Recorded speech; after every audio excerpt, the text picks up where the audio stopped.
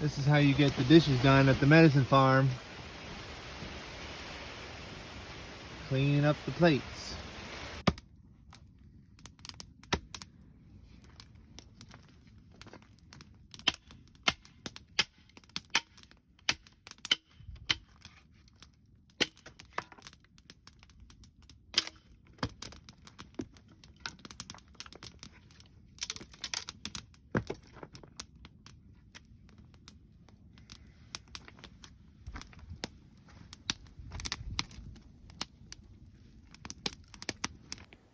Good morning, everyone. As you can tell by my hair, it's morning here on the coast of BC. It's a little bit misty, and today's the last day in Yuki before we head back to Oregon. So before we packed up our camp, we wanted to talk a little bit about how we've been living and show you a little bit about how we've made everything work in the rain and everything else.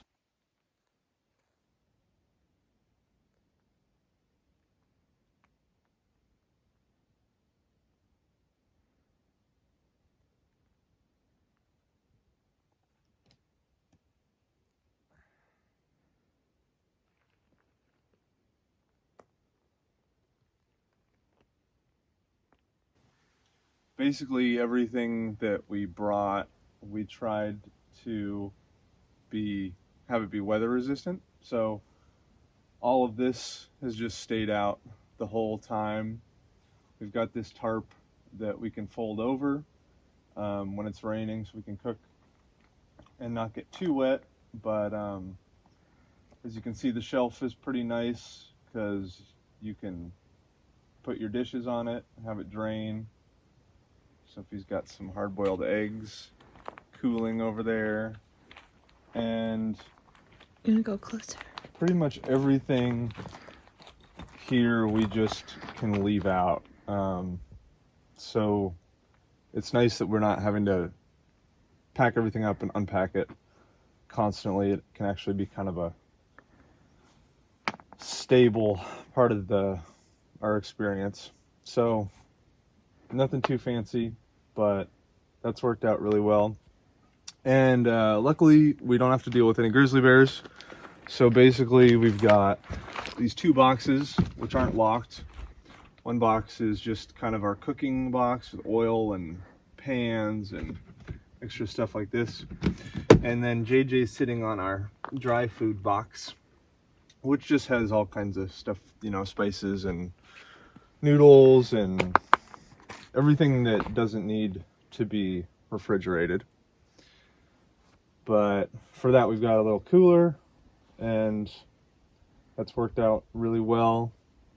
Got some oysters at the beach yesterday in there, so we're gonna eat those today.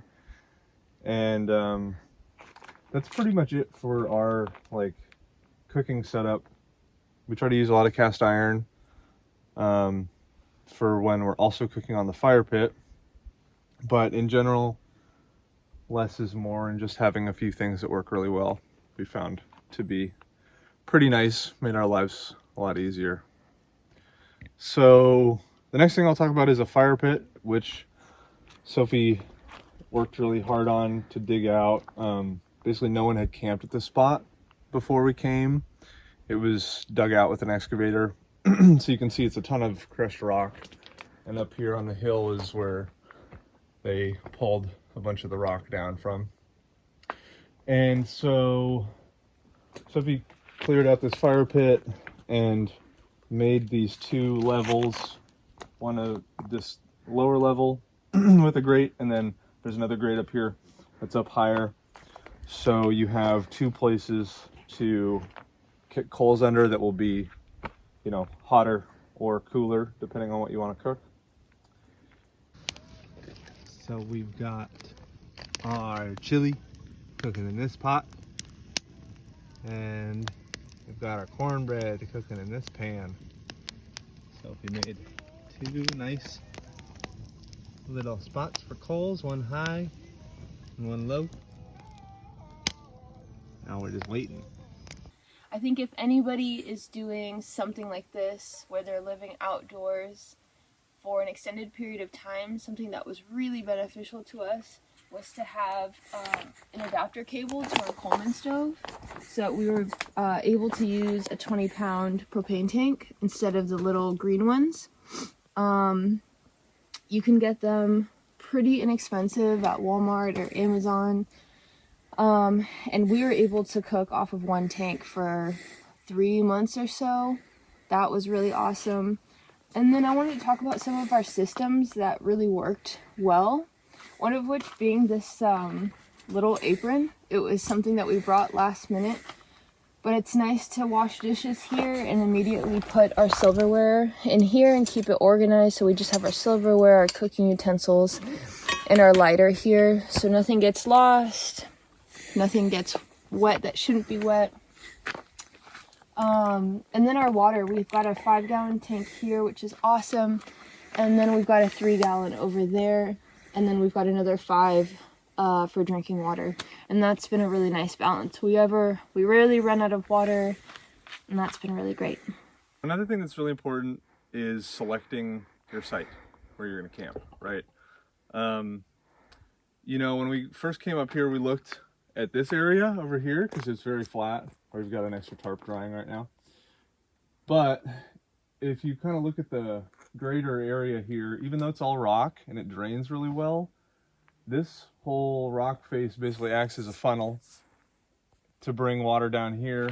And on the other side of the tent, kind of the same thing. This ends up wetter than the area that we ended up choosing when it rains, because all this surface area collects rainwater. So we ended up putting the tent here because there's this big rock bulge behind the tent, which kind of helps to shed water around it. And when we first set up the tent, we just had it on a piece of plywood just for the rock underneath to protect the tent. And we didn't have this external structure at all, or the platform that it was built on. And about 4 days after we got here, there was kind of a freak windstorm with like 70-mile-an-hour gusts. And it was raining really, really hard. And so after a very long night of making sure the tent wasn't gonna rip and trying to make sure that not too much water was collecting on the bottom, we decided that we really needed to build a better external structure for the tent. Here's a screenshot of the wind speed in the middle of the night. Pretty exciting. So I'd always seen this style of simple A-frame that people built. I'd never built one myself, but I thought it would be kind of fun. So luckily, up here where it was logged about 30 years ago, there's a lot of these very long, straight yellow cedar poles that were basically cut and left over.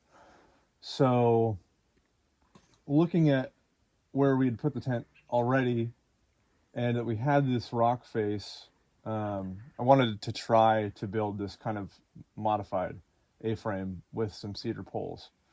So basically you lash these two together first, the front two, and stand them up, and then lash the third to that nexus, and it provides a really strong structure. I mean, I can put a lot of weight on this, even though these poles are pretty small. It's super strong. And the way that the structure would fail is it would rack this way, since it doesn't have another set of poles on the back. So in order to protect against that, we really supported the legs down here.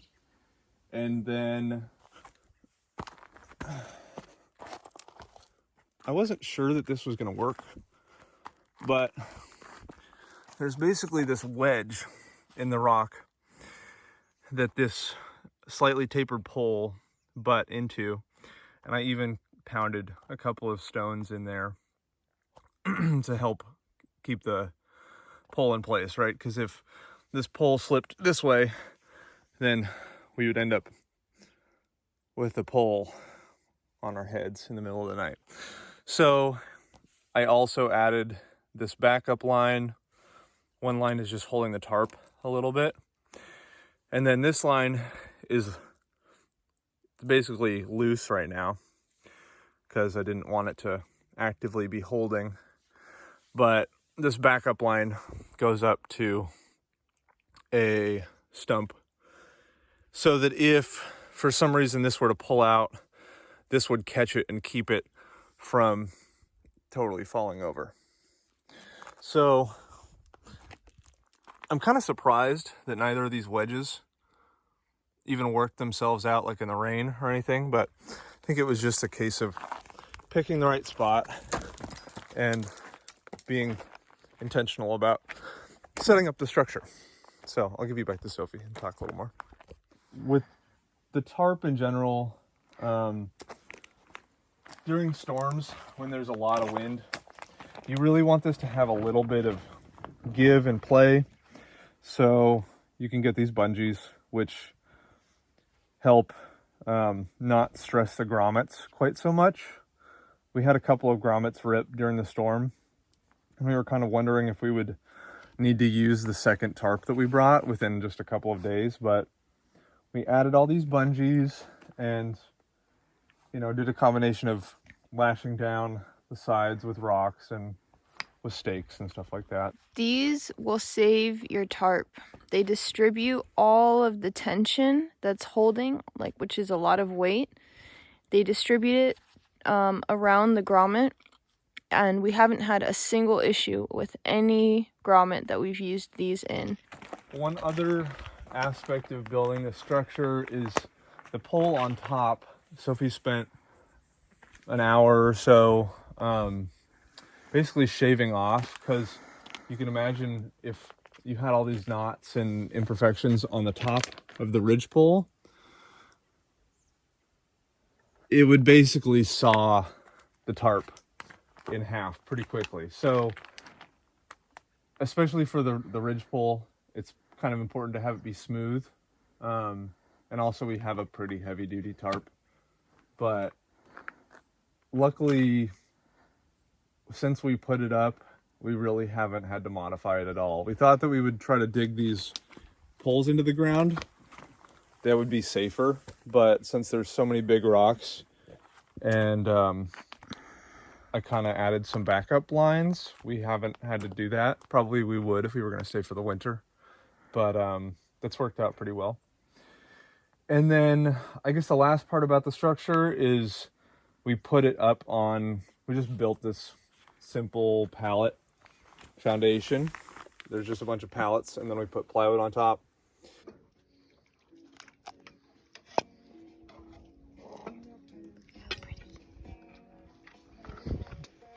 All right, so moving over to our tent. After doing quite a bit of research, we landed on a wall tent, being the structure that we wanted to live in. And that was for a couple reasons, and this tent specifically has a couple specs that I think are important. Shout out to Girl in the Woods. She's an awesome YouTuber, working in the like bushcraft space. She's one of the few women who are like really doing it, and I really owe her a lot of credit for how comfortable that we've been this summer. So wall tents are awesome because the canvas is really breathable. We live in the rainforest, and we haven't had any mold issues or anything like that. Sorry, JJ. Something that's really good about this tent versus other wall tents is the color. When shopping for a wall tent, you want to get the lightest color possible because it's going to allow a lot of light in, whereas a lot of the classic wall tents that are like an army green are really, really dark inside and are going to make for a less pleasant living experience. And then as we move into the tent, something that's really great about this one is that we've got the full-size door, the big screened-in half window here with the clothes, And we've got, if you want to move closer, 2 big windows on the sides. And that's been really, really nice. So a couple other things about the structure, especially having the tarp suspended with the ridgepole, is that it creates a little bit of an air channel and an insulation barrier from the sun. So when it is really hot, it doesn't heat up the tent. And also it doesn't put the weight on the tent poles, even though the tent poles are fairly strong. During a really heavy rain and wind, it's kind of giving a buffer for the tent to protect it. And having the white tarp was pretty nice too, since it lets a little bit more light through, like Sophie was talking about the tent. You can imagine during a stretch of several days where it's just raining constantly and you're in the tent a lot of the time, having a blue tarp or something pretty dark would be fairly gloomy. So that made a big difference. And then with the platform, just the pallets and then the plywood, we kind of secured the the tent to the sides there, since we couldn't actually stake it into the ground, which is how this tent is designed to be put up. So that would have been a little bit more stable, but we made do by tying it in the corners and just putting the poles up on these rocks and then guying the tent poles out with pretty good guy lines. Guying out your tent is really gonna save you 2 or 3 tents. Okay, so moving into the tent, a few things that's made it really livable is Cody really strategically placed these nails so that we can hang stuff to dry, which is a big part of living in the rainforest. And another great part of the structure is that when you come out of the tent, you can kind of hold this and put your shoes on. It's kind of a small detail, but it makes a big difference. And then all of the dry storage that our platform has allowed us to put tools, axes, saws, brooms, things that you need that you don't want to rust. Dry storage for shoes is a must. This has been great because it's so humid out here that sometimes, even if it's not raining, your stuff will get wet anyways. So, moving in.